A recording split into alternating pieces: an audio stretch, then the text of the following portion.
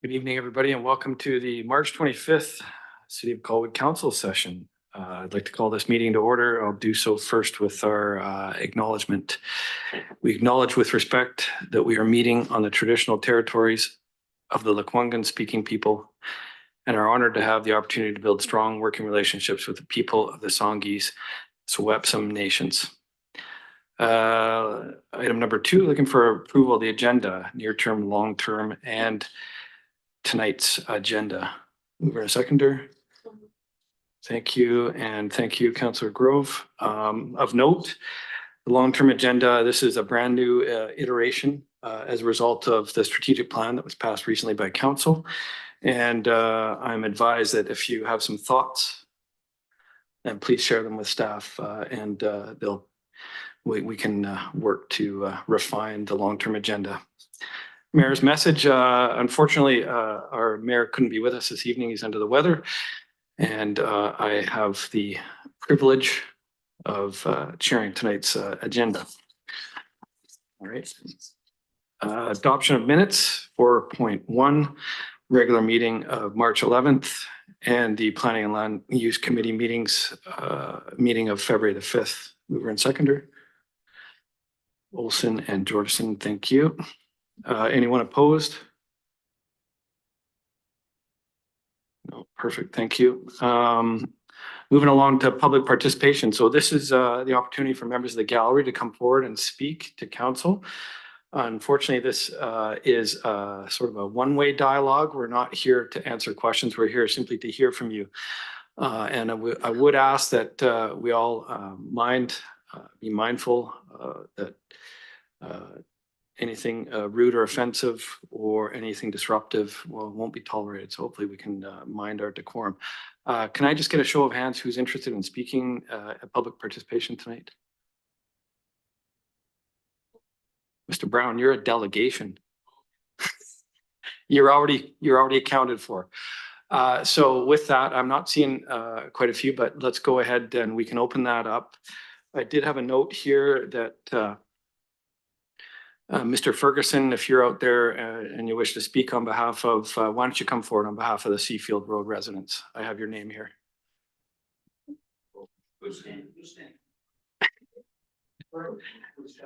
So go ahead and press the button right at the base of the note. Look to the microphone, right to the microphone there. Gray button on the bottom, very bottom. That's the top. Oh, look at bottom of this. All right. And if we can just get your name and address for the record, sir. Ted Blossmanis, 3340 Marianne Crescent. 3340 Marianne. I'm here in regards to the Colwood Chainsaw Massacre on Veterans Memorial. And speaking with Colwood on the phone, well, I'd have to say that John, who I spoke to, is the only one that gave an actual honest answer when I was talking about fencing, privacy, et cetera, bluntly said, Colwood will not be doing anything. And in my opinion, I haven't even had a 3rd anniversary here in Colwood, but we came to we wanted an established area. We knew what Colwood had planned, but there's no way the mayor will ever convince me that there wasn't a hidden agenda behind how everything happened with absolutely no communication, no notification to the public. 20 years in Langford, what made us decide to move? We had letters in the mail coming all the time. We figured out it was almost 3 years notification on, do you want to stay and sell? Or do you want to stay and get surrounded by condos? Yet we come to what we thought was a better area, a better community. And my property value's gone out the door. My neighbor on the corner of Carindale and Veterans, I feel the most sorry for them because their place is probably completely unsellable, all because of no notification or communication. And 2, 1. Thank you. And I do know there was a recent meeting with staff. And is there anyone else that wants to come up and speak specific to Marianne Crescent if someone else is out there? Thank you. We might as well stay on topic. If we could just have your name and address for the record. Sorry, at the base, there's a button. Thank you. My name is Tony Zanin. I live at 3328 Marianne Crescent.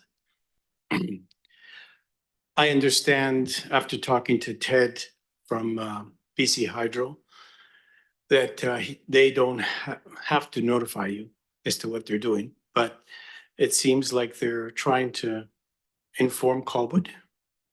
So you were informed. And I know that you did put something out on Facebook. I don't find that a good way to communicate. And my advice would be in the future, the trees are gone, that you would notify people within 100 meters where you're going to be, making a big change. And I think that would have been very astute of you to do. Perhaps in the future, you could put something in your, I don't know what you call it, your governance and however you communicate to the people of Colwood. I think this has been an eye-opener for the thousands of people that drive up and down, we call it the highway, please pardon me, but that's because of the speeds. That people could know that you're going to make a change. And I know that this change was done by BC Hydro, and I know they don't have to inform you, and I know they can do what they want.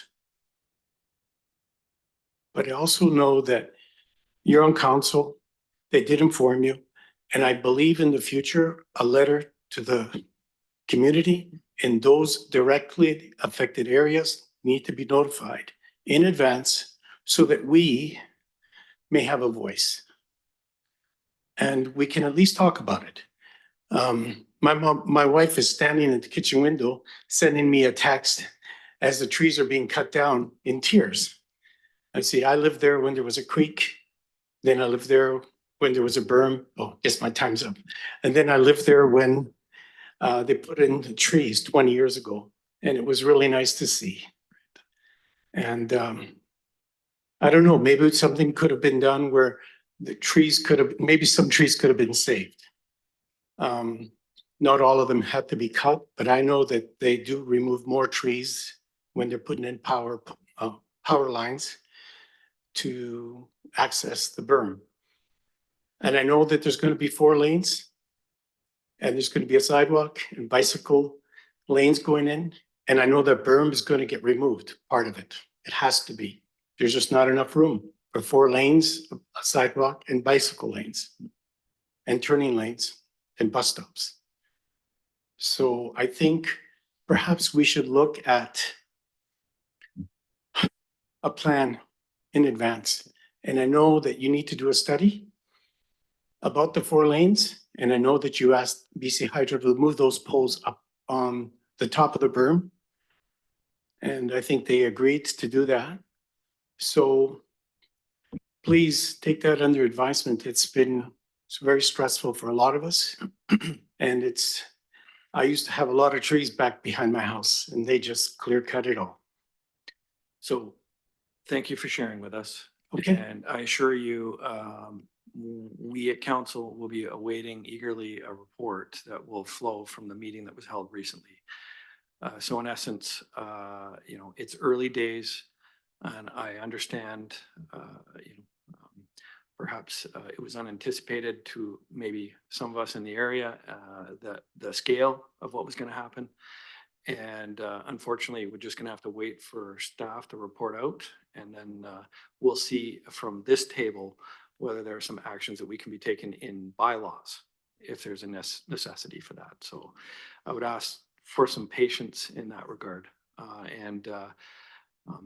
There would be more communication coming. Thank you. Yeah, thank you, Tony.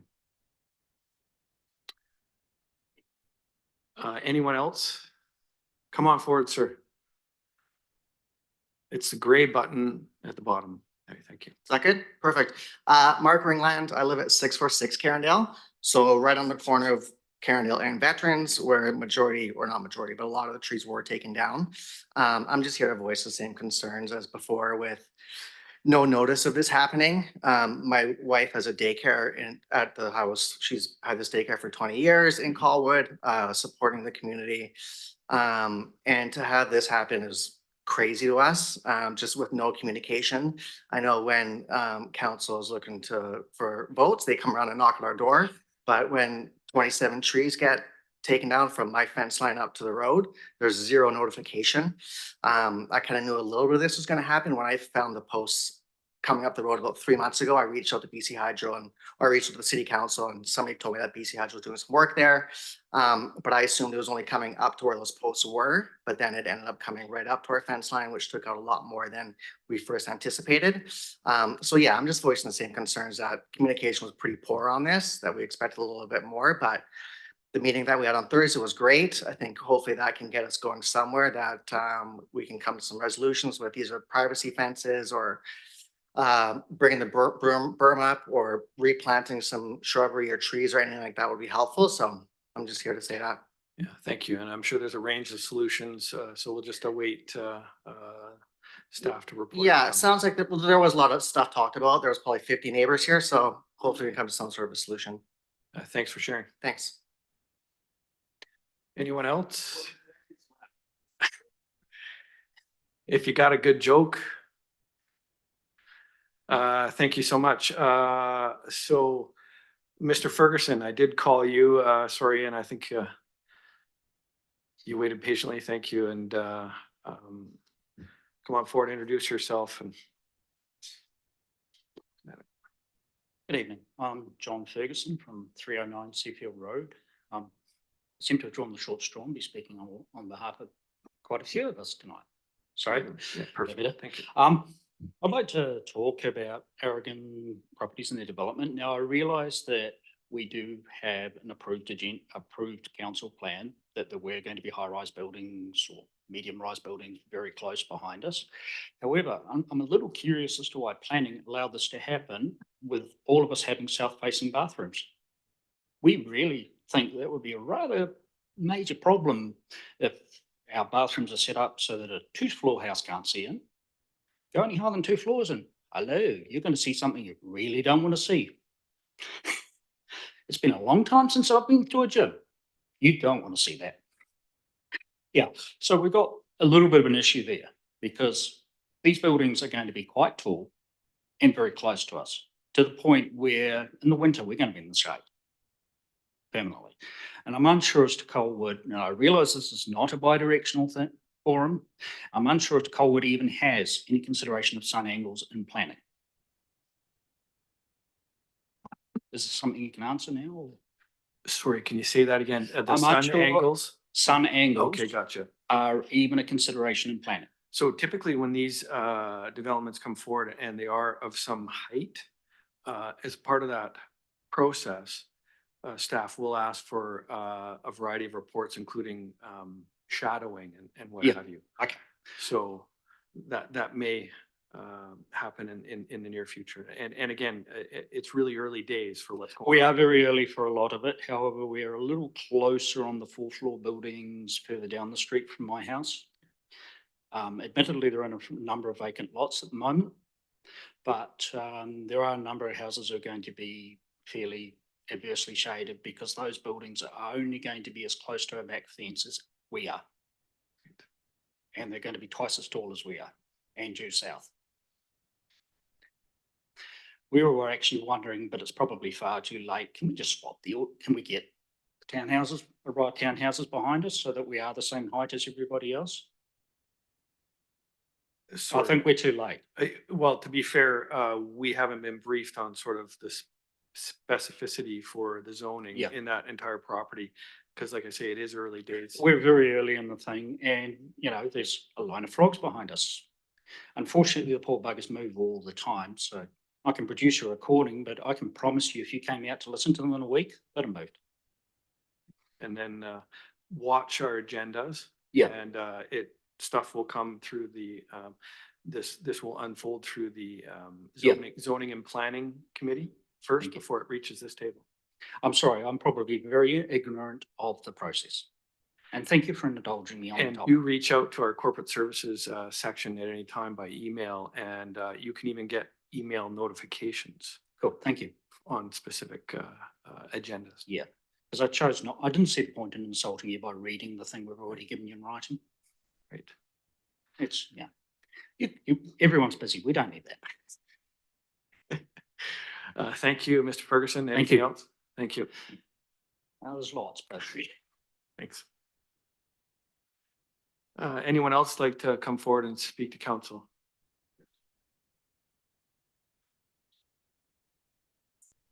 Good evening. You got to press it once again. Sorry. There you go. Perfect. Catherine Losey, 306 Seafield Road. Dean Jansen, I guess just quickly, just to sort of follow up on what John Ferguson was talking about. Are you saying that the development on that Seafield Road development, even though the zoning has been approved, Yeah. there is still room for residents in that area to work with you and the developer? You know, to be fair to everybody at this table, it's not on the agenda before us tonight, so we haven't been briefed on exactly where it's at. Okay, But in my experience, these things take a number of years, so it's not imminent. And I'm not sure if there's a ready answer, Mr. Earl, at all, if something helpful on where that's at. Thank you, Chair Jansen. It's administration's expectation beyond the variance application that's before you this evening. The property owner is likely to come forward with a new redevelopment plan. That plan will end up at planning and land use, as you've described, and then ultimately in chambers. Our OCP does prescribe what this site can and should look like, and there is existing zoning, but it's administration's expectation that the current property owner may be seeking changes to that. And so we are expecting that conversation in the future. So it is early days, and I would encourage you to stay engaged, especially with our zoning and planning committee agendas. okay, thank you. Well, on that note, basically, I have looked through the community plan and I am aware of what has been passed as far as rezoning is concerned. And I have to say, I was quite shocked when I read through to see the amount of density that they're potentially going to allow in that area. It is really not in keeping with the current neighborhood and will negatively impact a lot of the existing people that are there. So I guess my question with respect to the variance application for 251 this evening, they're asking to basically change the land allowance from 35 to 43%, which is then increasing density potentially even more. So my question is, why would we allow this to go forward when we're already dealing with potentially a lot of density at this point in time? Why are we expanding it? It sets potentially a precedent for future development. And as an existing neighbor there, I'm really concerned. So that's my feedback for that. Thank you. Thank you. Anyone else?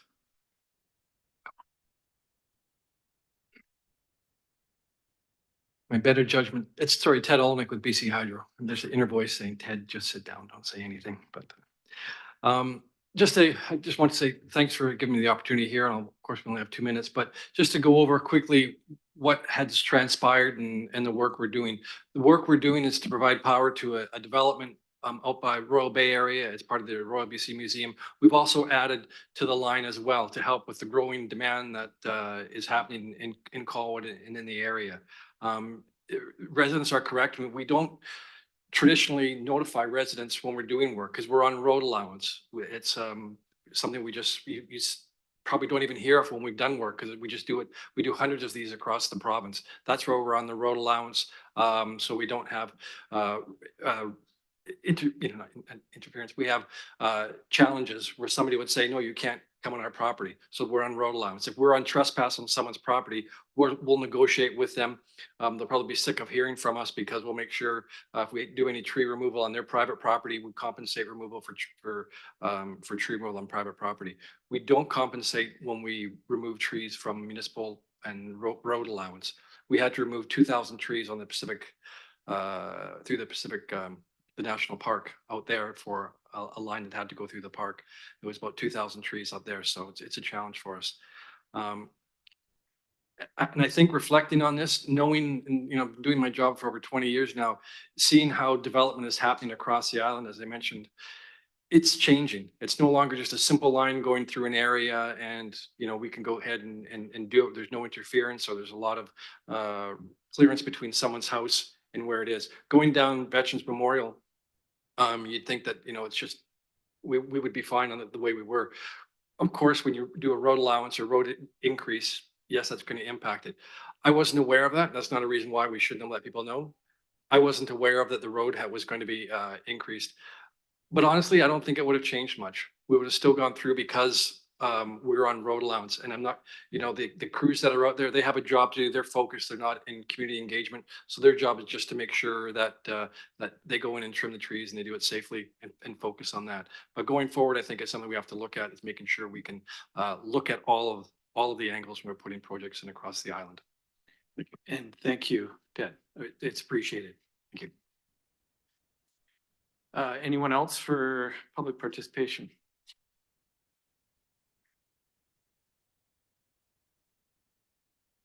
The gray button. Don't touch anything. It looks now you turned it off. So hit it again. My name's Joanne Anslow and I live at 301-3223 Selleck Way in the condominiums down in the area that we've been discussing. And we're here to express our concern in the request in the variance to increase the density to the community. That when we bought in that area, one of the reasons we bought was the environment that we were living in. And we've been living in the area for quite a while. We've gone through many of the previous developers' plans, and we have found that this plan is definitely kind of pushing the limits in density and variances and setbacks from the roads and the sidewalks, and that's a big concern. Thank you. Thank you.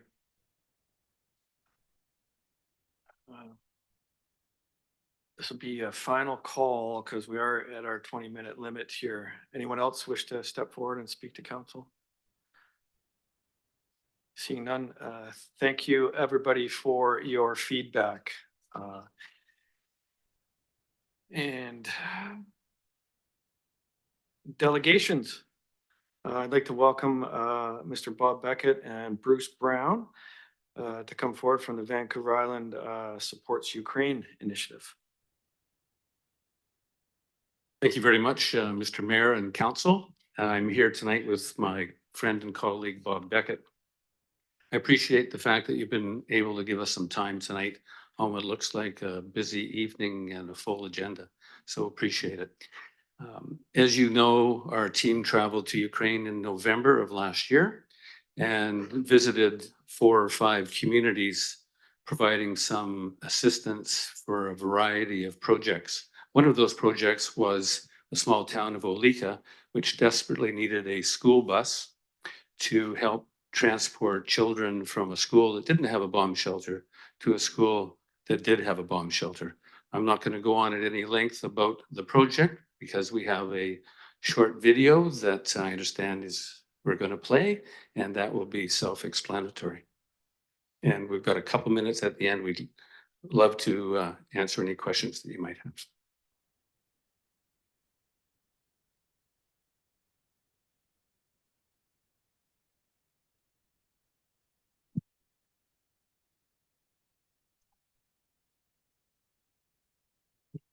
Russia and Ukraine, 8,000 kilometers away, a group of humanitarians in Russia came together, attempting to find a way, sometime, to help the people of that war-torn country. By June of that same year, Bob Beckett, Stu Young, and John Carter traveled to Ukraine to create a partnership with 4 communities in the west of the country, a region that had become a safe haven for fleeing refugees from who had escaped their invaded hometowns, often with only the clothes on their backs.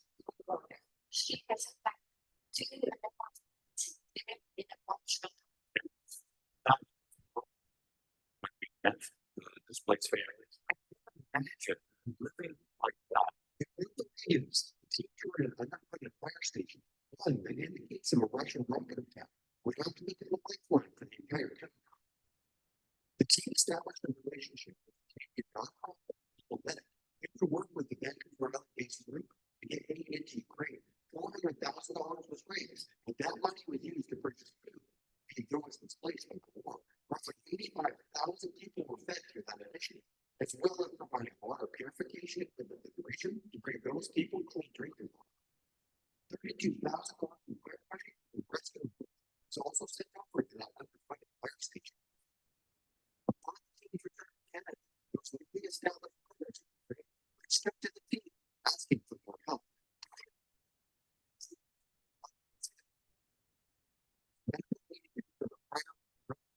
Hospitals are overwhelmed with the injured. Both civilians made by Russia's ongoing bombings of civilian targets and soldiers who had suffered catastrophic injuries in the front lines.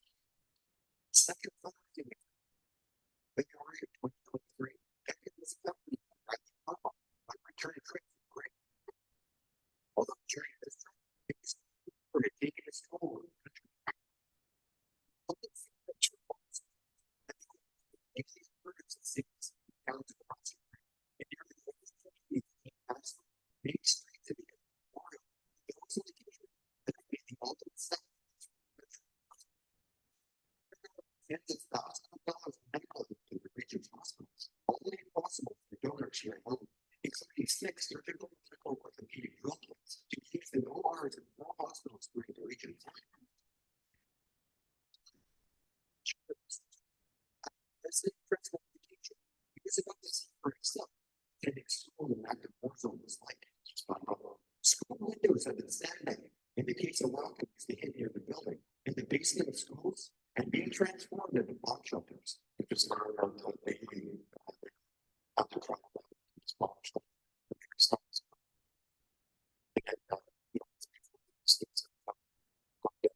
The team was then taking multiple hospitals on the front lines. This soldier says he was injured during the defensive operation in Buck, where he lost his left foot and a few fingers of his left hand.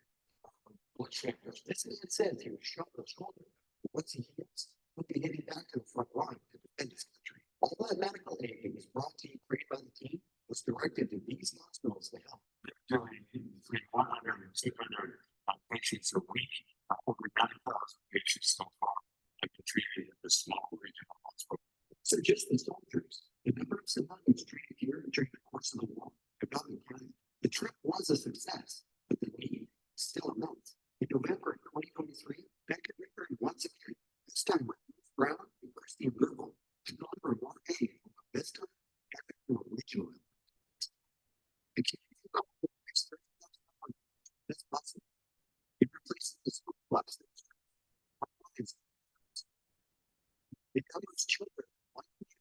The school has no bomb shelter, one that does. The city of Langford purchased this equipment, including 3D printers and computers, to be used in Ukrainian schools and supports teaching children how to use and embrace technology. And with the help of these 2 generators purchased both the country, one that has seen its power consistently cut off due to multiple blackouts caused by Russia's targeted attacks on the country's infrastructure. These generators will now keep the heat and lights on in 2 of the schools, including bomb shelters. The team working $10,000 for children's hospital region, as well as providing $10,000 for hospitals in the West, and 350 youth schools without bomb shelters to use by students for learning. In total, the team has gathered more than $130,000 in medical support since the humanitarian effort began. Some of what we give them maybe a drop on a bucket, but it gives them one while visiting one regional children's hospital. We saw firsthand the impact of war on the fetus and on the newborn children of Ukrainians. That children's hospital has seen a tenfold increase in the number of trauma and premature babies being born due to the stress of the war. The hospital see on average more premature births per month. Now it's in school. That money is used to purchase specialized equipment to diagnose diseases and prescribe diagnosis.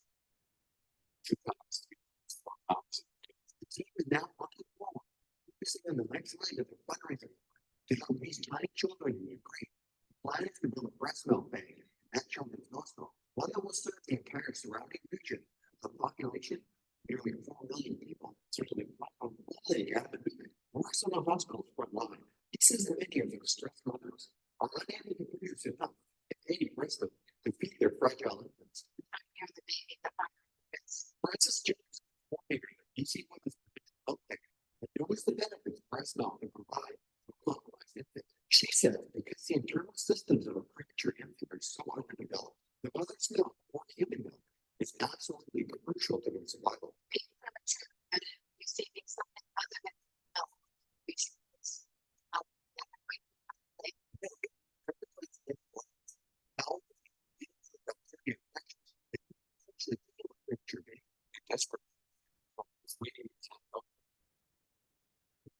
The team is fundraising $50,000 that would build the bank as well as purchase a human milk package, pasteurizer, medical freezer, and pharmaceutical refrigerator. Essentially, save many tiny lives on fees in Ukraine. To find out more, go to Vancouver and support Ukraine.ca.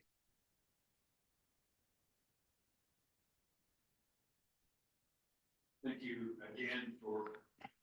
you again for your time.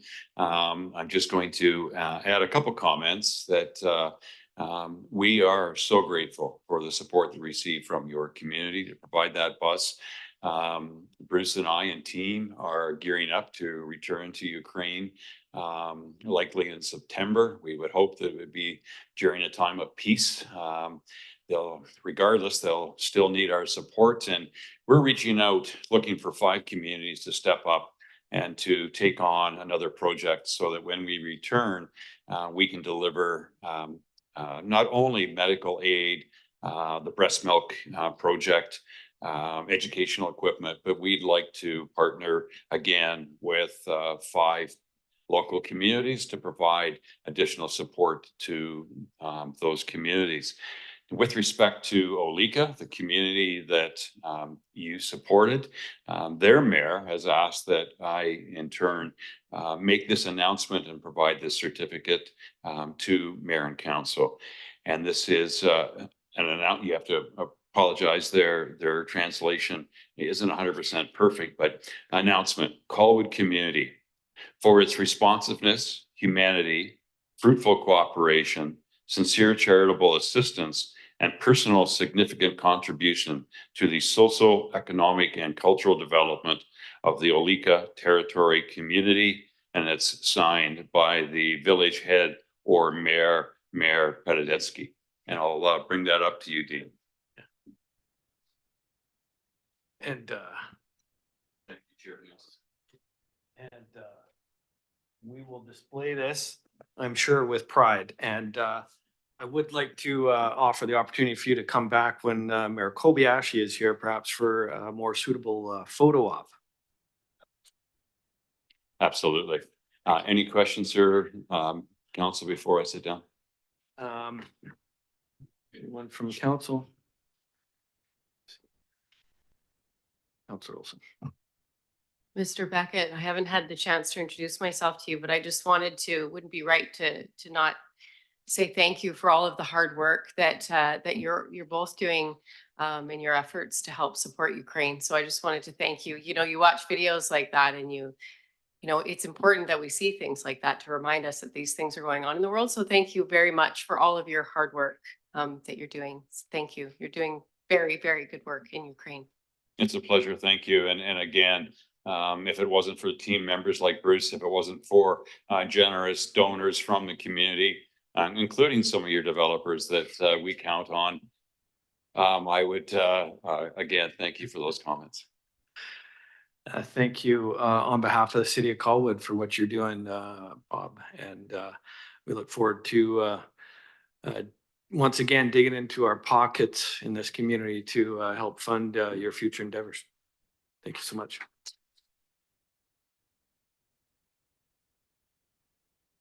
Moving right along, consent agenda. So we have 2 items in the consent agenda. Looking for a mover, seconder. Thank you, Councillor Grove. Councillor Olsen, anyone opposed? Seeing none, thank you. Notice of motion. Councillor Grove, over to you. if you can go ahead and Right, like to recommend. regale us. I'd like to, this is just a notice of motion, right? I just read it. Yeah.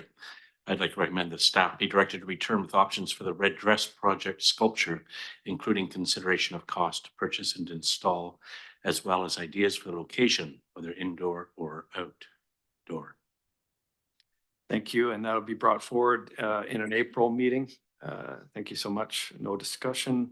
8.2, Councillors Jordison and Olsen. Who's speaking to this one? Thank you. Councillor Jordison. Yeah, so this one is a joint, myself and Councillor Olsen, the age-friendly community plan update, and the recommendation is that council direct staff, I guess the notice is that council directs staff to review and update the city's current age-friendly community plan and to prioritize an integrated approach aimed at addressing the needs of seniors throughout the city with a particular focus on reducing barriers, and that staff investigate options to enhance transportation services specifically tailored to meet the needs of our senior population.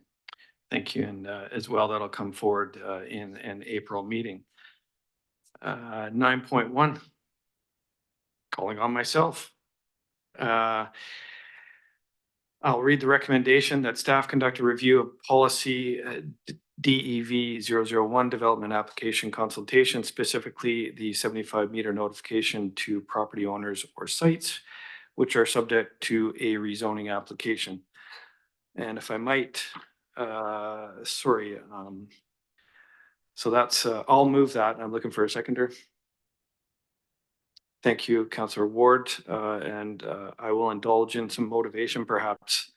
And I did make a few notes. It troubled me for a number of years being at this table that the notification radius for redevelopment is 75 meters. And I'm not sure how we arrive at 75 meters, but quite frankly, with some of our larger properties in the community, that might be really just an immediate neighbor. And I don't think in this day and age that that's sufficient. Our expectations are greater than that. We've often heard in this chamber a multitude of people come forward on various rezoning applications saying that they didn't know and they hadn't heard and they hadn't seen the sign. So I think we can do better, and I think we can expect better from our development community.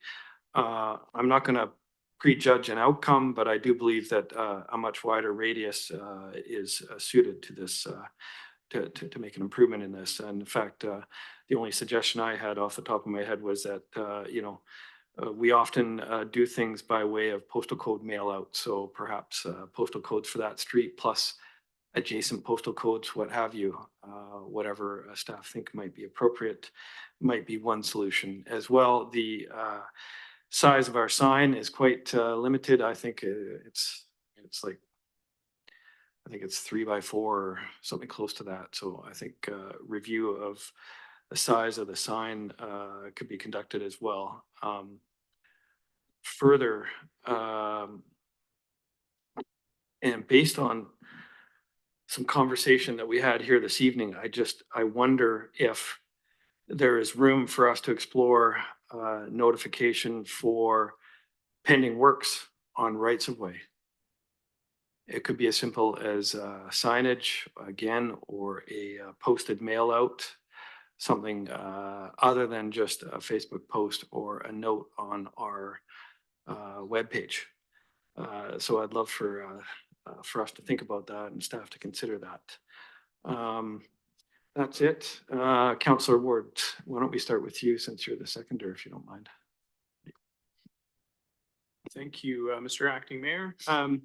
Just really briefly, I took a look at this. I wasn't sure of the motivation behind it, but I'm in favor of the sentiment that we can expand slightly, mainly because from a pure data perspective, I reviewed 17 comparator municipalities, particularly on the South Island, and looking for similar size and scope as we move further up the island, like the Compost Valley.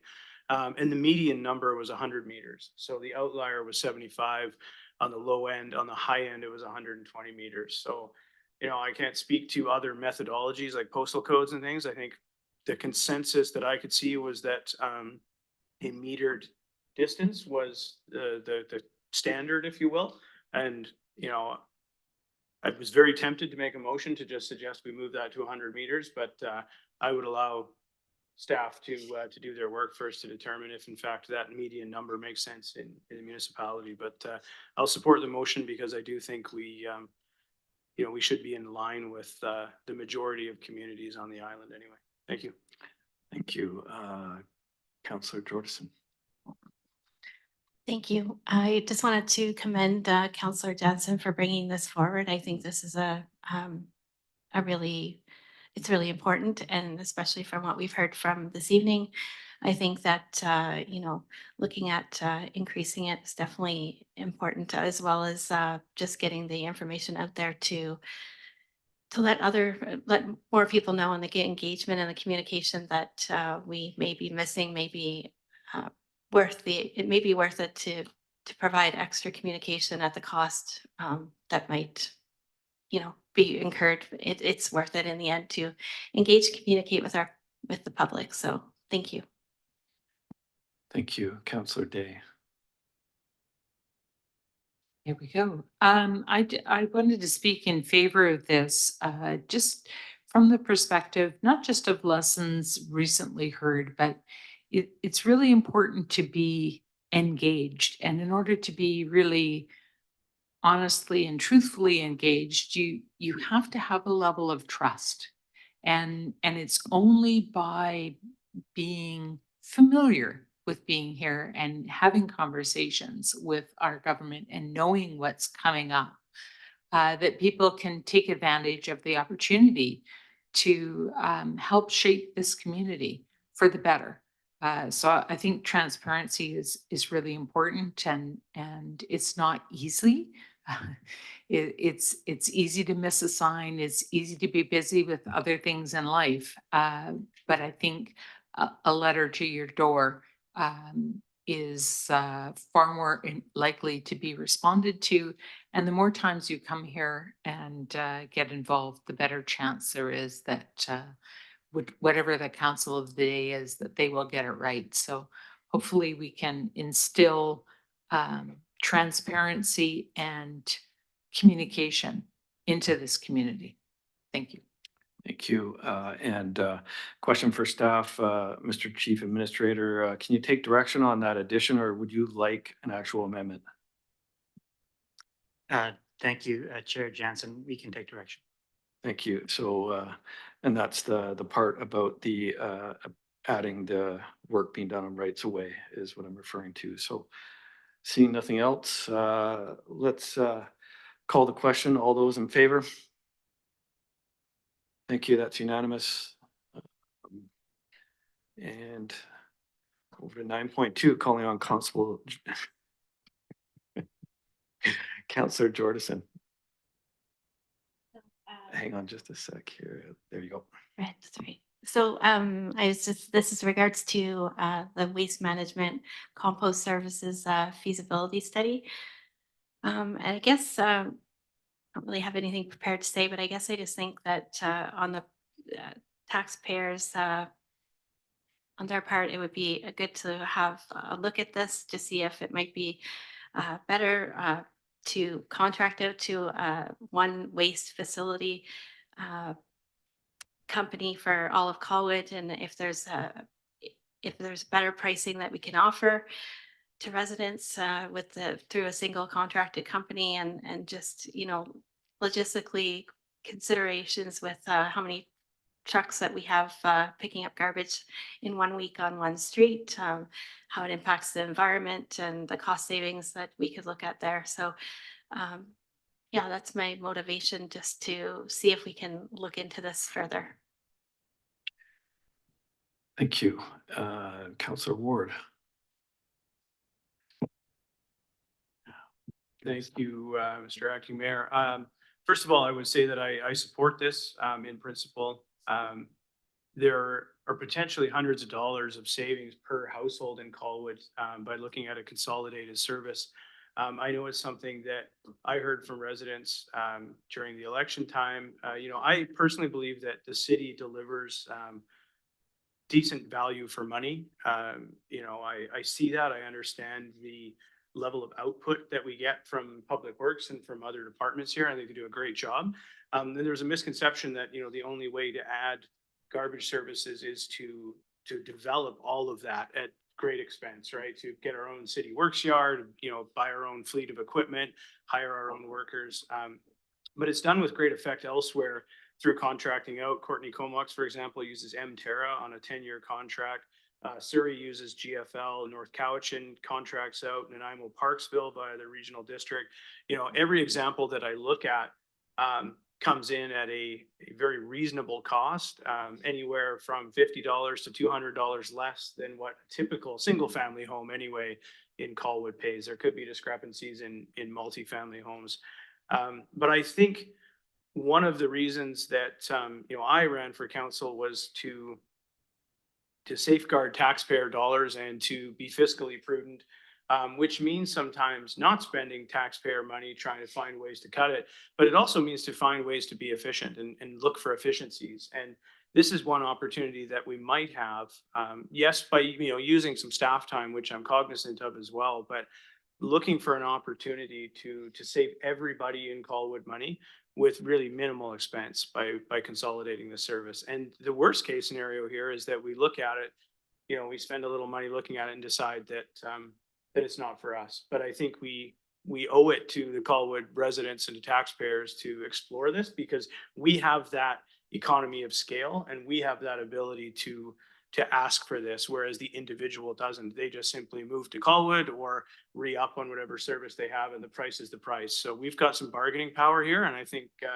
we should try and see what we can do with it. So I support this. Thank you, Councillor Jordison, for bringing this forward. Appreciate it. Can I assume, Councillor Jordison, you move that and Councillor Ward seconds for the record? Sorry, Amanda.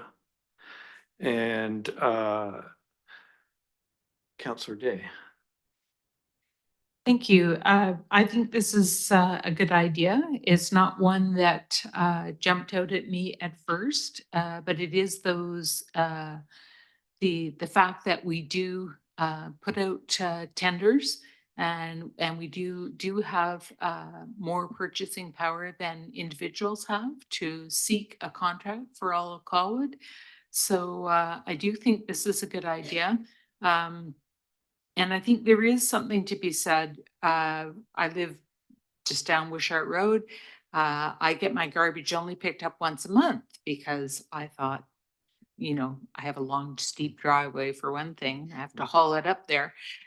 But the other thing is, I really thought about the environment and the fact that I don't really need that garbage truck to drive down here every week. I could just have it once a month, and maybe that would save. And then I realized, well, there's a garbage truck that comes on Tuesday for my neighbor down the way. There's one that comes on Friday for the neighbor down the other way from that. So I think there is some real benefits to be found in this, and I'm supportive of us exploring it. Thank you, Councillor Olsen. Well, thank you. I think actually Councillor Grove beat me, but I'll take it. So I just wanted to speak in support of this as well. I think Councillor Ward and Councillor Day essentially said everything that we're all thinking. I know that I spend about $450 a year on this type of service. So I think that, you know, we do have the ability to potentially get a better deal for our residents. So I just, wanted to thank you for bringing it forward, and I certainly support the motion. Thank you, Councillor Olsen. Last but not least, the senior member of council. Thank you, Mr. Acting Mayor, and I don't mind being last. I do support this idea of pursuing this information, and I think the one thing I might ask is that it be done in an expeditious time. Perhaps we can work this in through service review in next year's budget. I don't think, I know that perhaps it's something Mr. Earl could answer about timeliness in terms of when this would happen. Can you answer when this might fit in Your worship, if I may. Thank you, Mr. Earl. Given that council has seen both the long-term and the near-term agenda relative to notices of motion such as 9.1 and now potentially 9.2, it may be helpful for council if administration would return at the subsequent meeting with our best estimation of when we could deliver what the notice asked for, and then we could seek your advice whether to accelerate or decelerate that piece of work as council's very cognizant. There's only so much capacity that the team has. When we choose to spend some of that capacity on an initiative such as 9.2, we're either deferring other work or replacing other work. And so we want to make sure that we're doing that in a manner that meets council's expectations, given you've crafted through the strategic plan an idea of what you'd like us spending our time on this year. Would that mean then I ask for a deferment? Is that what that means? Or do you just do that? Sorry. Go ahead, Mr. Earl. Thank you. Thank you, Chair Jansen. Should this motion pass tonight, administration will return Ah. at the following council meeting with our best estimation of when items 9.1 and 9.2 would return to chambers. Would that be added to the agenda, or could that discussion take place when we review the short-term, long-term agendas? Thank you. As the long-term agenda comes forward at the next meeting, we will highlight where those items have landed and seek your guidance as to their relative position. Okay. So you'll have to look for it in the Yeah, long-term thank you. agenda. And then I would just like to add though, however, there are a fair number of people on my street, because when this came along, I started chatting with folks. And I myself also deliver one bag of garbage every 2 months to the transfer station on Dunford for $4.50. I compost the rest of my garbage 100%. I don't have a green bin because I don't use it. So I would suggest that there are those who spend considerably less than $400 or even $200. I spend about $40 a year on garbage disposal, and that's with a tenant and 2 adults, plus the usual come and go of family events. So I'm just pointing that out, that that's part of the scene. So we have this, perhaps it's a leftover from when Colwood was a much smaller place. And having moved here from a bigger place, I was surprised when we had private garbage pickup, because I'd never experienced it in my life before. But I'm not opposing the notion of certainly gathering the information and even having some kind of a contracted singular garbage setup. But I just wanted to point out that there are other perspectives out there. Thank you. Thank you, Councillor Grove. And just a couple of thoughts about cleanup here. I have some questions about things like whether this would cause any issues, any labor issues with our current unionized workforce, whether our residents would have some choice along with what Councillor Grove was indicating. So I'm interested in hearing some feedback on that. But the one that, and I think Councillor Ward started down the road, and I just wonder, I would like to see a comparison to what the community providing the service looks like in relation to what it is that the motion's asking for. And I'm just wondering the movers' thoughts on that, whether that should or could be included in that report.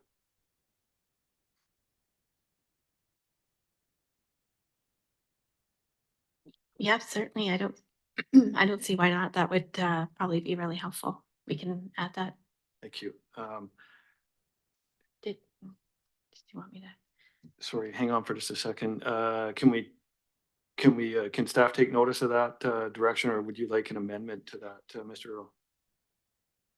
Thank you, Chair Jansen. We can take that as direction relative to this motion. I can confidently comment that that type of analysis will take us longer than the first type of analysis.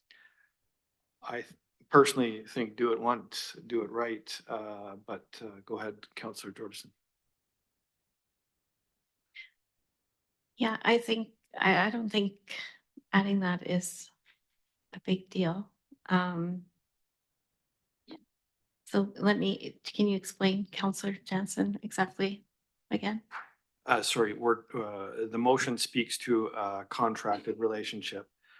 I would like to have a fulsome understanding of what the city providing that service looks like in that formula, what the difference might be.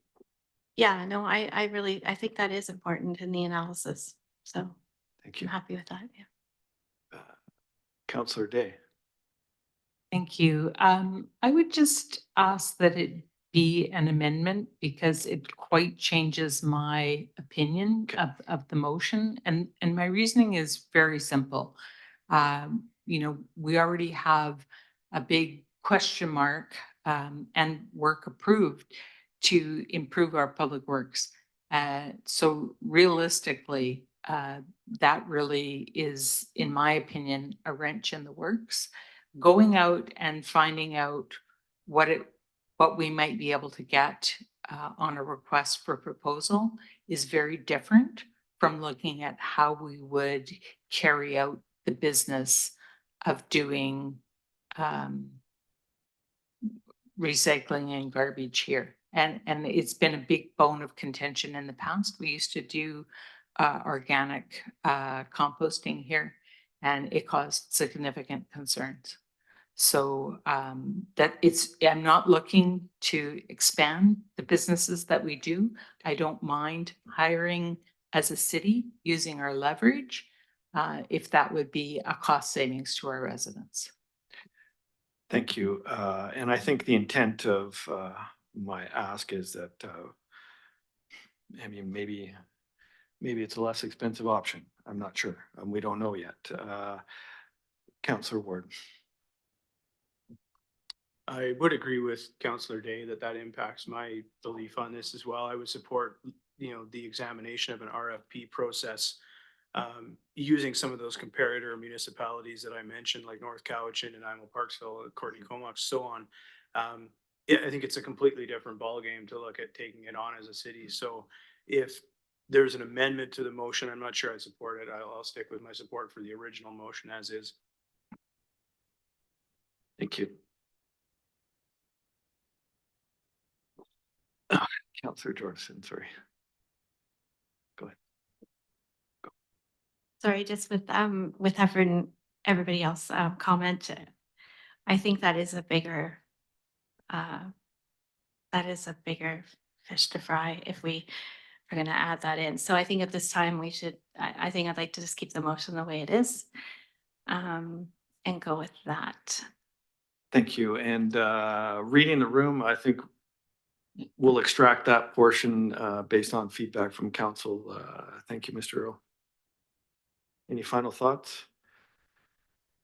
Seeing none, I'd like to call the question. All those in favor? And that's unanimous. Thank you very much. 9.3, calling on Mr. Blakely. We're all excited to gain a more fulsome understanding of this suite of legislation. Thank you, Mr. Chair. Councillors, good evening. I'm just going to start with a quick project background before a short presentation that will provide additional information and next steps. So as I'm sure Council is aware, legislative bills 44, 46, and 47 were given royal assent near the end of 2023. The first phase of the bylaw amendments, which are required by those bills, are due June 30th of this year. So in response, the city has put together an interdepartmental project team to focus on the bylaw amendments required to align with the mandatory updates for Bill 44 and 47. Bill 46 is primarily being addressed in a separate project. So I'm the project manager for the Bill 44 and 47 bylaw and policy review project. And I have the pleasure of working with an excellent team that includes members from the city's development services, communications, GIS, data, and engineering departments. Given the accelerated timelines mandated by the province, the city has also retained the consulting services of Modus Planning, Design, and Engagement Limited to support staff with the background research, technical assessments, public engagement, and drafting of the bylaws and policy amendments necessary to align with the provincial requirements. The project commenced this February, and the work is scheduled to be completed before the provincial deadline of June 30th, 2024. On that note, I'd like to take this opportunity to introduce Jeanette Elmore, a senior planner and the project lead with Modus. Jeanette will be giving a presentation with some more information about the project and going over next steps. Thank you. Thank you. And welcome, Jeanette.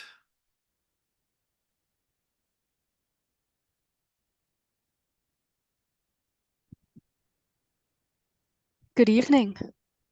We saw you briefly and then you went away. Oh dear. I'm not sure what to do about that. Okay. And we we have your presentation before us here. Thank you very much. Thank you for giving me the opportunity to speak tonight. As Matt introduced, my name is Jeanette Elmore. I'm a senior planner with Modus based out of Vancouver. We've been working closely with staff on the city's update to its policies and bylaws in response to Bills 44 and Bills 47. Next slide. As discussed, in late 2023, the province introduced changes to the Local Government Act to increase the speed and supply of new housing across the province. Of significance is Bill 44 and Bill 47. Bill 44 is the Residential Development Amendment Act, and Bill 47 is the Transit-Oriented Areas Amendment Act. The city is also investigating the potential to apply new authorities under Bill 46, the Development Finance Tool, under a separate but related project. As an introduction to Bill 44, this is the Residential Development Bill, which is also commonly referred to as Small-Scale Multi-Unit Housing, or SMA. The bill identifies restricted zones as single-family and duplex residential zones and requires minimum permitted densities based on parcel size and geographic location. For parcels 280 square meters or smaller, the bill requires that a minimum density of 3 units be permitted. For parcels greater than 280 square meters, a minimum of 4 units would be permitted. And for those parcels located within 400 meters of frequent bus service stops, a minimum of 6 units would be permitted. The legislation requires that all other restricted zones permit 1 detached dwelling and a secondary suite and/or a carriage home. Small-scale multi-unit housing can include a combination of secondary suites, garden suites, carriage homes, houseplexes, and/or row houses, but of course, also single detached. It's important to note with Bill 44 that public hearings may not be held for any rezonings that are compliant with the legislation. It's also of key importance to note that parking spaces may not be required for small-scale multi-unit housing that's located within 400 meters of frequent bus service stops. Local governments are also expected to reduce or eliminate parking for all other small-scale multi-unit housing. Next slide. We've done some preliminary mapping. This map identifies restricted zones in Colwood in yellow. We will see another more refined iteration as the project progresses. Bill 47 looks at transit-oriented areas. The province has identified transit-oriented areas near transit hubs such as SkyTrain stations and bus exchanges. Colwood's bus exchange has been identified as a Category 3 bus exchange and has associated minimum residential or mixed-use densities of 3.5 FAR or 10 stories, within 200 meters of the exchange, and 2.5 FAR and 6 stories within 200 to 400 meters of the exchange. Next slide. Of note, local governments may not prescribe a minimum number of residential parking spaces within the TOA. However, developers can still provide as much parking as they feel is needed, and the city can still set design standards for parking and provide and require a minimum number of accessible and non-residential parking spaces. Here's another preliminary map of the TOA overlaid over the OCP land use plan. And you can see that a significant portion of the TOA falls on the Colwood corners as well as the mixed employment lands. Development financing, we won't spend much time here, but it's significant because Bill 46 supports the delivery of SSMUH and TOA units through additional authorities to secure community amenities. DCC bylaws have been expanded to be able to include fire protection facilities, police facilities, solid waste facilities, among others. And a new amenity cost charge tool has been introduced to the Local Government Act, which can be used to help fund amenities like community and recreation centers, daycares, and libraries. Following the provincial methodology, a separate project is underway which will identify opportunities for DCC and ACC updates. Thank you. Key directions that we can expect to see in June include amendments to the Land Use Bylaw 151, which would identify and update restricted zones. We would undertake GIS analysis and update the zoning map. We will also consider updates required to the definitions and general provision sections of the Land Use Bylaw in order to permit the required densities. And we will also review the density bonus frameworks embedded in the Land Use Bylaw. For the OCP, the primary change will be the designation of the TOA and its associated densities. So it has a tier 4 density, the 3.5 and 10 stories, and the tier 5 density of 2.5 FAR and 6 stories in the 200 to 400 meter radius. The off-street parking bylaw is also anticipated to see proposed amendments, and those would be to remove parking minimums from 6-unit minimum parcels, and as well as parking requirements for residential uses within TOAs. Parking minimums will also be considered for reductions in all other small-scale multi-unit housing developments. As Matt indicated earlier, the project kicked off in mid-February. The team has been working on an engagement and communication strategy and background research and analysis. Following council's meeting tonight, the team plans to release a public survey and begin on strategic directions on the bylaw and policy amendment report. A public open house is planned for April 27th to coincide with the Ideas Fair, at which point the team will begin to finalize the amendment recommendations. The target date to return to council is May 27th, with hopes to return for adoption in early June. Thank you.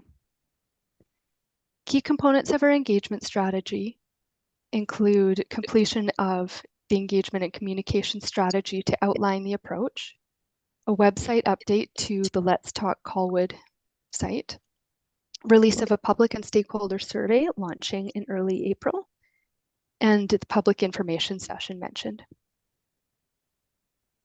Next steps on this project include determining the strategic directions on the bylaw and policy amendments, the public information session, finalizing the report on bylaw amendments, and returning to council for first and second reading and adoption of the bylaw anticipated for June 10th.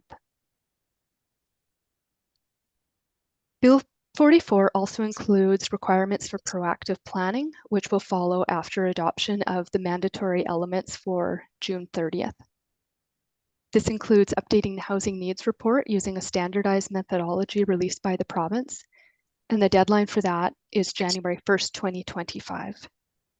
Following the housing needs report update, the OCP and the land use bylaw would also need to be updated in order to permit the use and density required to meet housing needs. Those deadlines are December 31st, 2025. Thank you.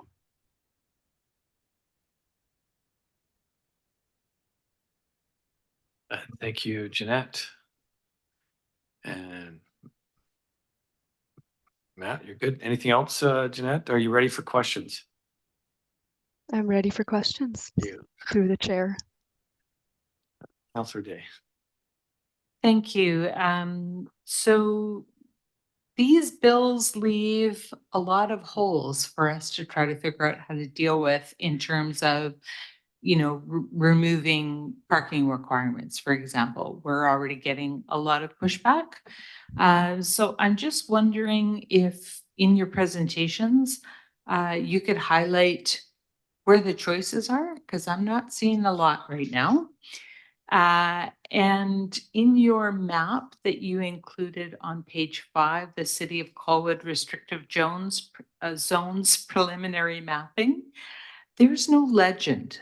So when I was reviewing this for tonight, that map doesn't really tell me anything when I don't know what the yellow means.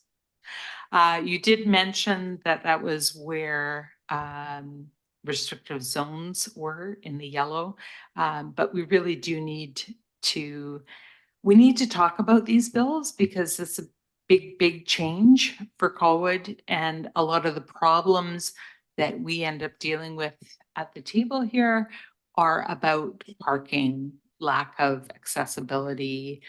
We have a very challenging, well, I guess everybody has a challenging municipality, but we have lots of steep places and wet places, and I think that that can easily be lost in some of the mapping.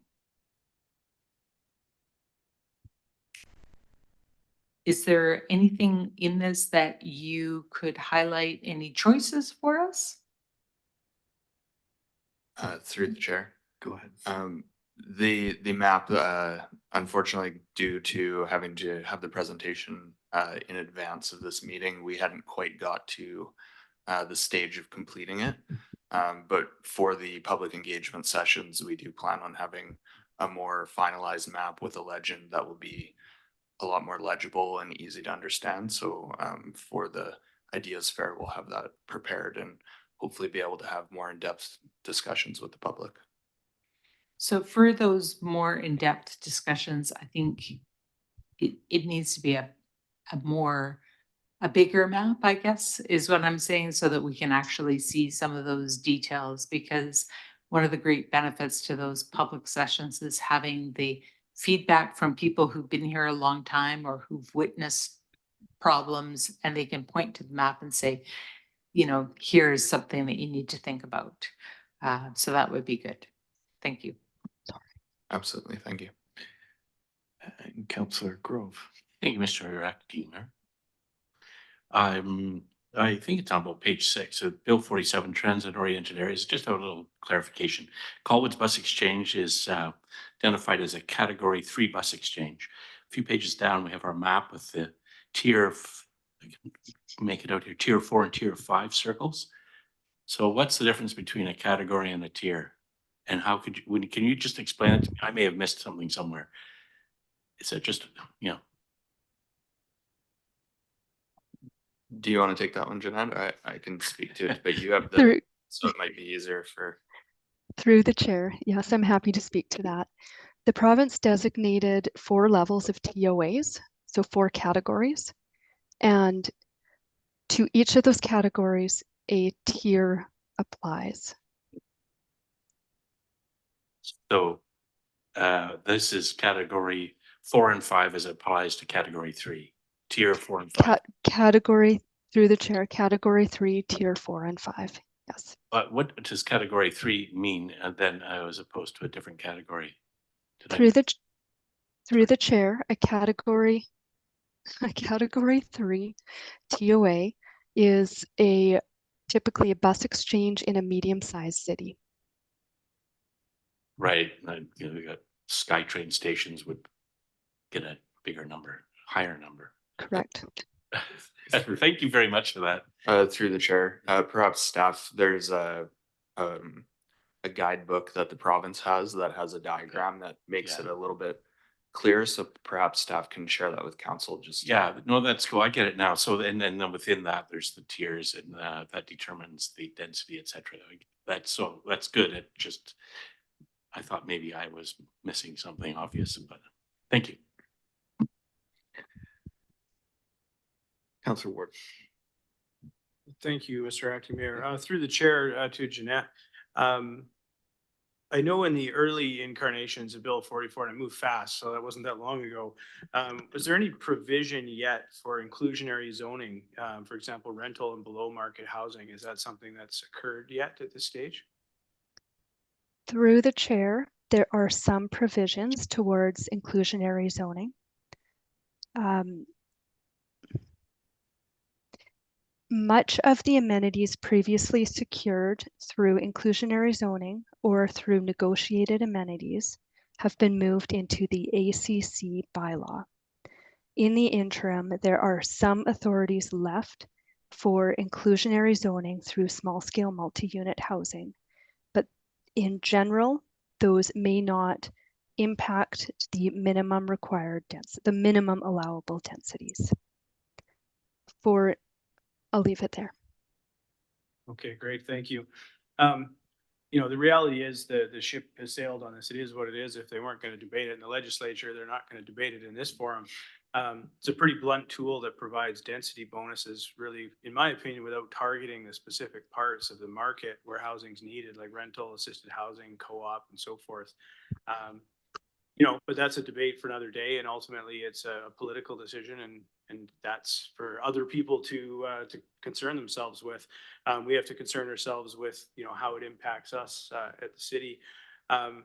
In terms of the engagement, I just want to make sure that what we're going out to our residents with is kind of just an unbiased, straightforward information gathering approach and a fact presentation, that we're not being perceived as opponents nor champions of this. This isn't our legislation. This isn't our approach.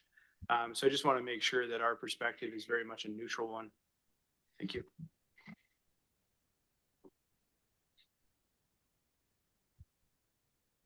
Seeing nothing else, any final thoughts, Matt or Jeanette? Super, thanks for the presentation, and thank you for joining us, Jeanette. Thank you. Thank you. And there's no motion there. That's information only, if I'm not mistaken. 9.4, Ms. Givens.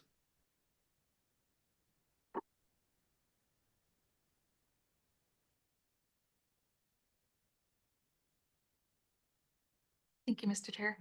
So the next item in your agenda is the planning and land use recommendation for 251 Seafield. This is the decision on the variance permit to increase the lot coverage from 35% to 42% and to reduce the setbacks to a proposed greenway.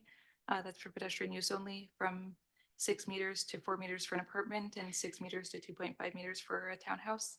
The applicant is online if you have any questions, and I'm also available if you have any. Thank you. Thank you. Before you leave, there was a couple of things that came up during public participation I made a note of, and I wonder if you can speak to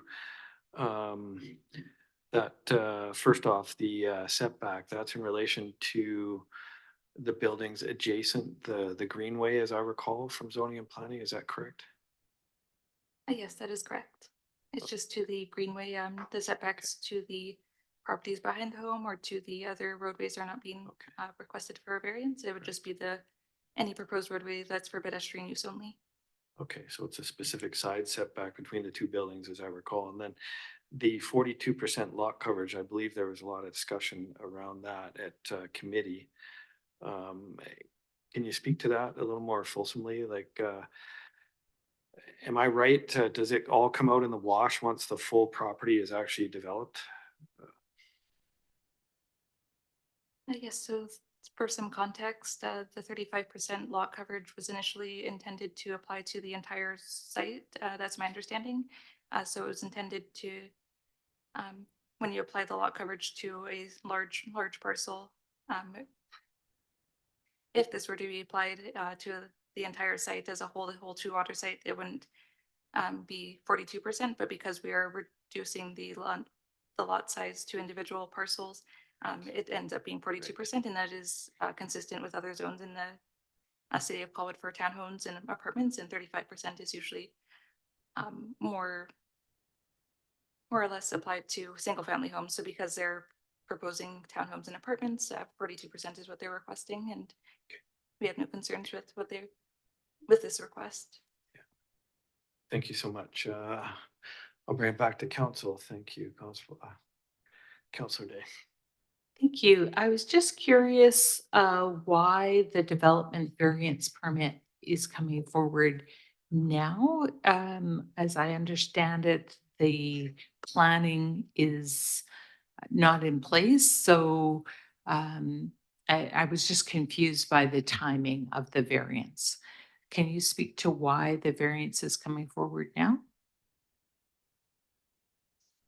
Yes, certainly. Thank you. And through the chair, the variance is being requested as a proactive application from the applicant. They currently are working towards a form and character development permit, but there's a few items that they need to get lined up and with their subdivision application first before they're able to advance that. So in the meantime, they're hoping to at least get council's approval on the variance request and yeah, see how you feel about it.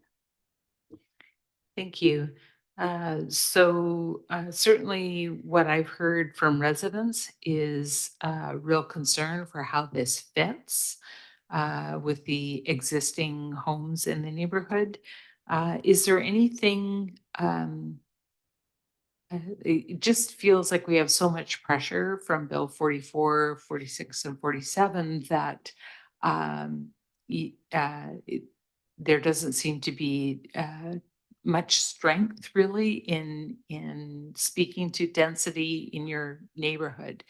Would that be the way that you see this too? Or, you know, are we all stuck with, it doesn't matter, there's going to be big stuff coming right next door, regardless of where you live?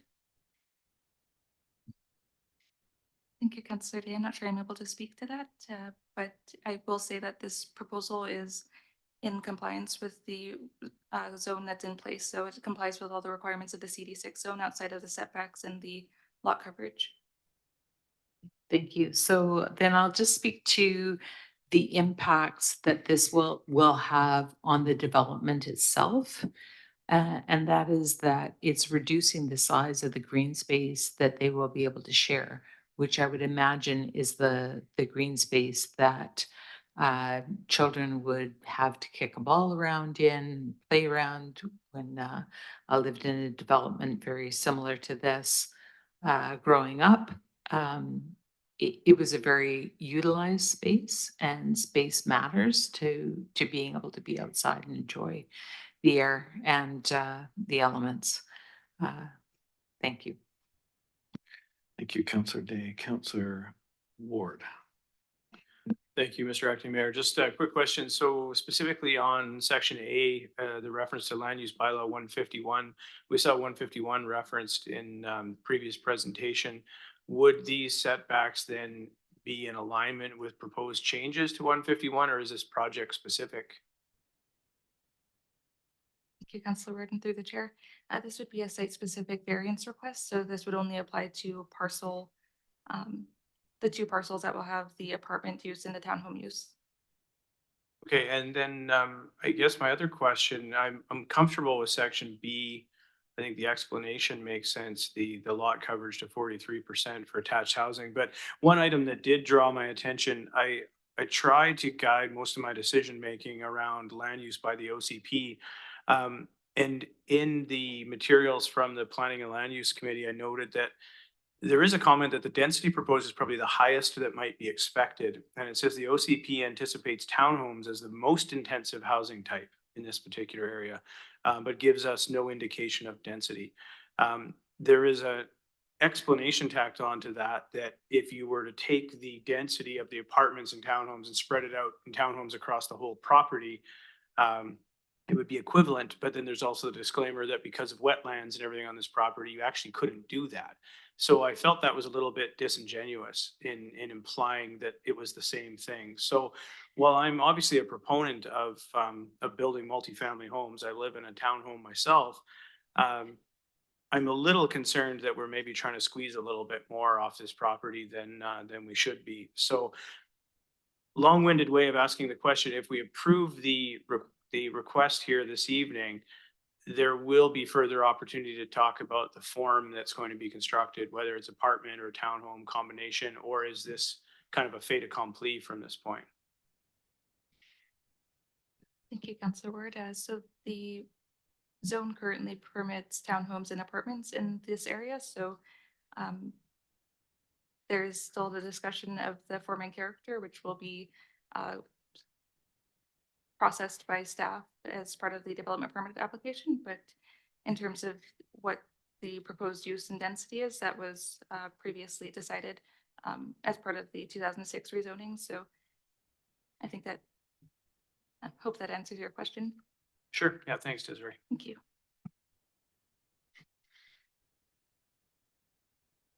Seeing nothing else.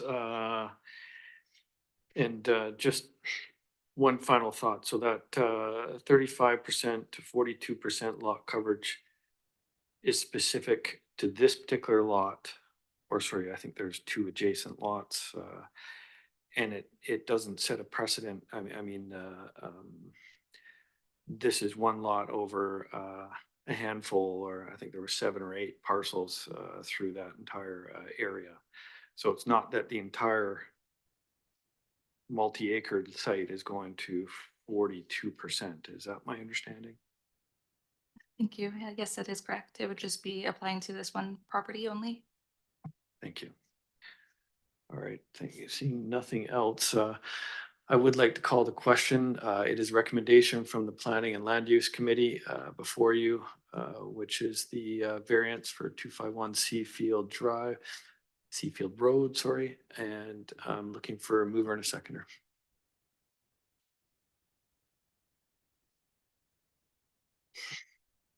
Thank you, Councillor Olsen. Thank you, Councillor Ward. Discussion. Seeing none, let's call all those in favor. And that's Grove, Olsen, Jansen in favor, and Ward, Jordison, and Day opposed, which means it's a tie, which means it fails. Is that my understanding? Thank you, Mr. Earl. Thank you so much, Desiree.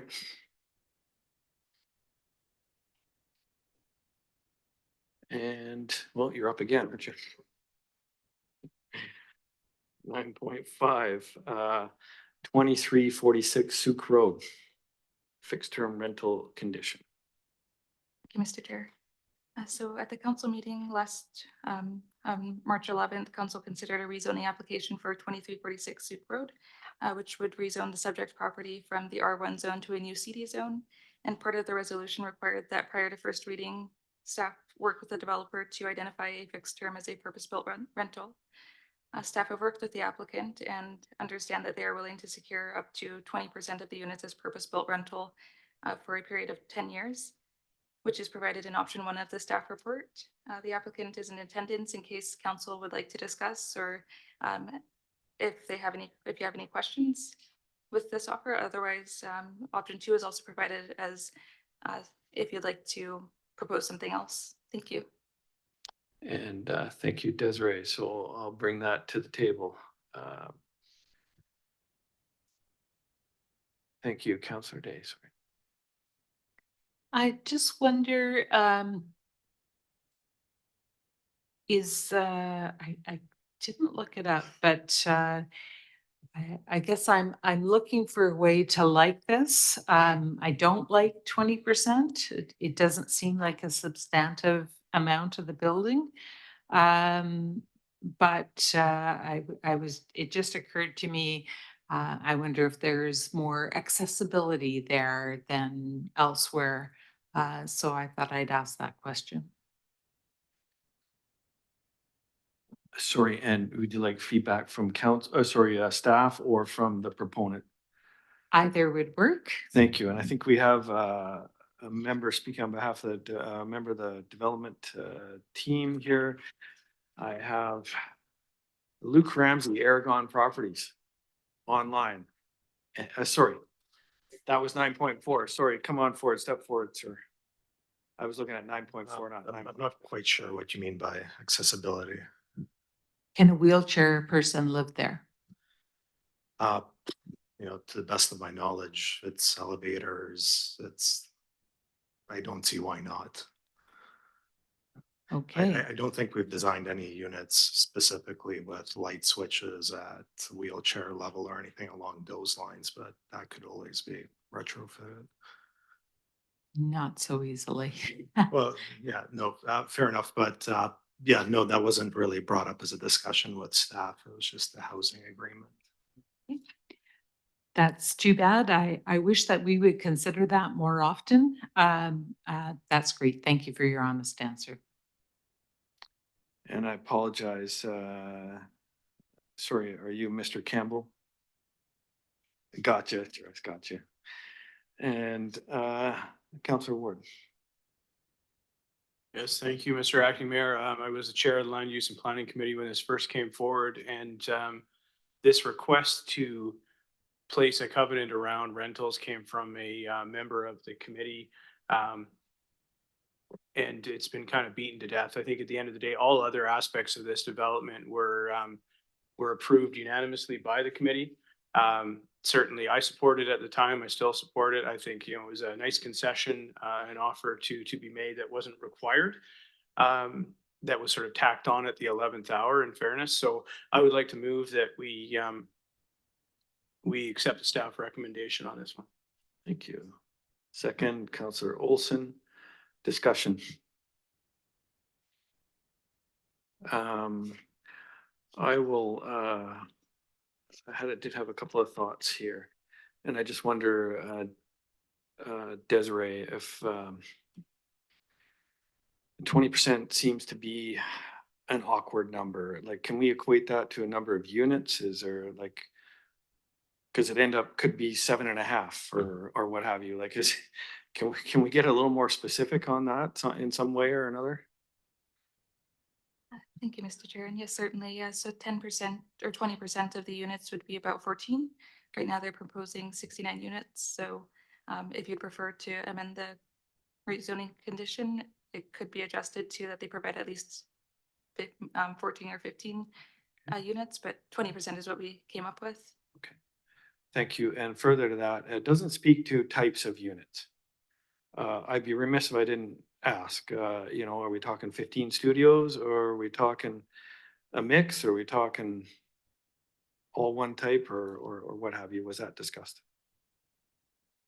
Thank you, Mr. Chair. No, that was not discussed. So it would just be at least 20% of the units would need to be rental, but it doesn't specify whether it needs to be studios or 2 bedrooms. But again, option 2 is provided if you'd like to amend that. Thank you. I just think it's a little loose, and I'd hate to see it have to come back in 2 weeks because we didn't provide some specificity. So what's the actual number of units it equates to? Is 15, is that right? 14 units. And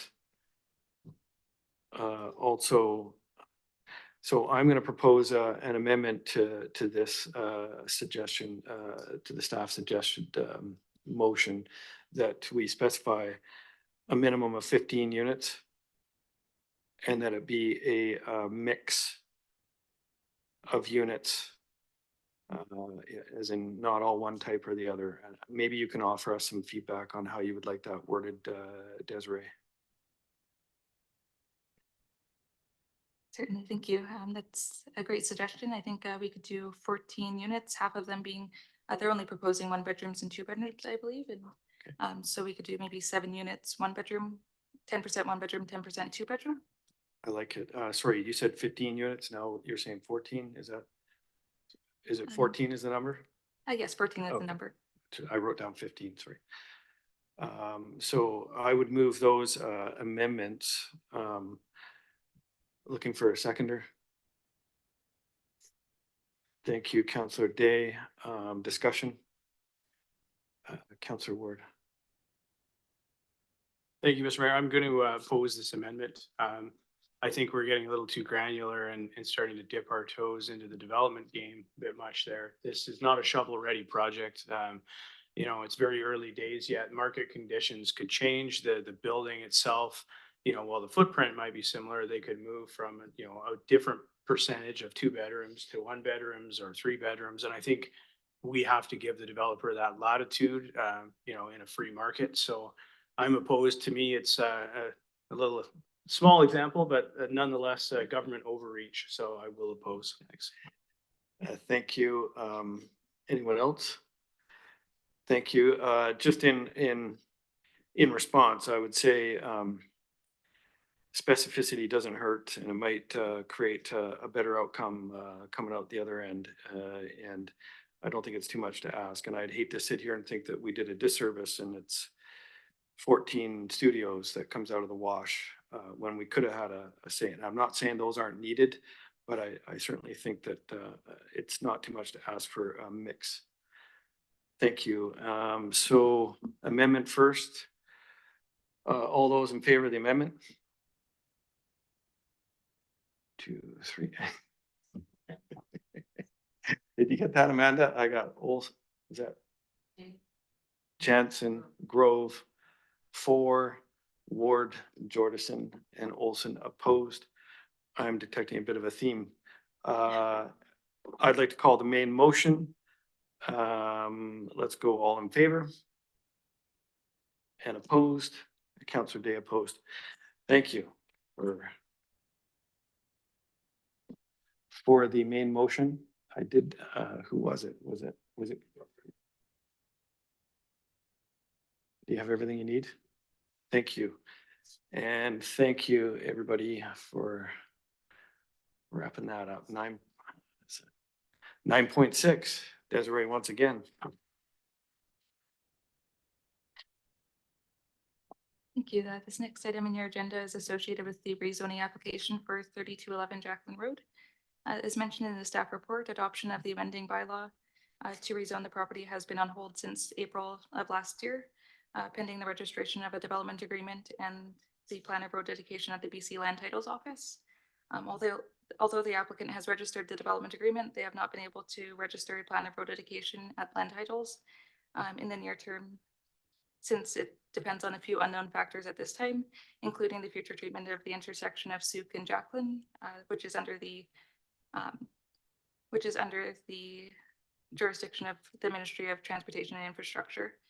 So any proposed road dedication or frontage improvements at this intersection would require MOTI's approval. And although they've accepted the traffic impact assessment for the property, they have not yet signed up on the proposed plan of road dedication. So to enable the application to proceed without further delay, the applicant is offering a letter of undertaking signed by their lawyer, which agrees to register the plan of road dedication following adoption and prior to building permit application. Staff recommending that this letter be accepted as meeting the road dedication condition, which is required to adopt the amending bylaw, and that council also pass a resolution requiring the plan of road dedication to be registered prior to building permit issuance. And I'm available if you have any questions. Thank you. Thank you. And we'll bring it to the table, Councillor Day. I just wonder if with the Ministry of Transportation and Highways being the approving authority for the intersection, does that affect the amount of road width there that would be dedicated? Thank you, Councillor Day, for the question through the chair. Yes, I think it ultimately is their decision on if they approve the road dedication. I think it is influenced somewhat by Colwood's engineering department. Maybe I'll call up Joshua Bayless from our engineering department to provide a stronger answer. Thank you. I actually don't have anything to add through the chair. That was a good answer. Ministry would decide. Okay. And that doesn't affect that, because further down on Sooke Road, we're looking to achieve that 30 meters. And I would assume that we have to kind of be looking for the same, because it's not that far away. Correct. To this one. Yeah, through the chair. That's what we put forward and what the developer has as well. So it just go to the ministry now. Okay. Thank you. Thank you. Anyone else? Someone like to move the recommendation? Thank you, Councillor Ward and Councillor Jordison. Any final discussion? Seeing none. All those in favor? And opposed? Councillor Day opposed. And grief, I think we're in bylaws. 10.1 bylaw 1971 land use amendment CD 37 zone 3211 Jacqueline Road for adoption. Mover and a seconder. Councillor Ward, Councillor Grove. Discussion. Seeing none, all those in favor? Opposed? Councillor Day opposed. 10.2 bylaw number 1972 sign bylaw amendment CD 37 zone for adoption. Mover and a seconder, please. Councillor Grove, Councillor Olsen. Discussion. Seeing none, all those in favor? And that's unanimous. Thank you. 10.3 bylaw number 1995. And I have some notes here. I'd like to call on Gord Bouvillier, please, to step forward and go ahead. Over to you, Gordon. Thank you, and through the chair. I'm here tonight. The bylaw 1995 has site use bylaw that was published does not have the updated appendix A. I believe council was given the updated bylaw with the updated appendix A earlier this evening, and I respectfully submit that the bylaw be given a fourth and final reading as amended. Thank you. So before us is the actual appendix that's to be with the bylaw. Is that correct? Thank you, Gord. So as amended with the appendix before you, I'd like to seek a mover and a seconder. Thank you, Councillor Olsen and Councillor Grove. Discussion, Councillor Ward. Just wondering if Mr. Bouvillier might be willing to pronounce the alternate term for number 39, silicon dioxide. No, I'm just being facetious. Without referring to your notes. Yeah. I'll withdraw the question. I had all my notes the last time I was here. Thank you. All in good fun. Thank you for this amendment, Gord. And I'd like to call the question. All those in favor? Opposed? Seeing none, unanimous. Thank you. And bylaw number 2000, this is 10.4 bylaw number 2000 subdivision and development bylaw adoption. Mover and a seconder, please. It's Jordison, sorry, I looked right at you, Olsen and Grove, thank you. Discussion? Seeing none, all those in favor? Opposed? Councillor Ward opposed, motion carries. Sewer local area service enlargement amendment bylaws adoption, bylaw number 2012, Colwood main sewer 2330 Sooke Road, bylaw number 2013, Colwood Central Sewer 2330 Sooke Road, bylaw number 2017, Colwood West Sewer 544 Delora Drive, and bylaw number 2023, Colwood Main Sewer 544 Delora Drive. Mover and a seconder, please. Thank you, Councillor Ward. Councillor Olsen. Discussion? Seeing none, all those in favor? Opposed? And that's unanimous. Thank you. 10.6 bylaw number 2030 fees and charges amendment. Schedule H electric vehicle charging first, second, and third reading. Mover and a seconder. Thank you, Councillor Day and Councillor Jordison. Discussion? Seeing none, all those in favor? And that's unanimous. Thank you so much. Seeking adjournment. Councillor Grove and Councillor Ward, thank you so much. Anyone opposed to adjournment? I thought not. Thank you so much, everybody. And that's a wrap.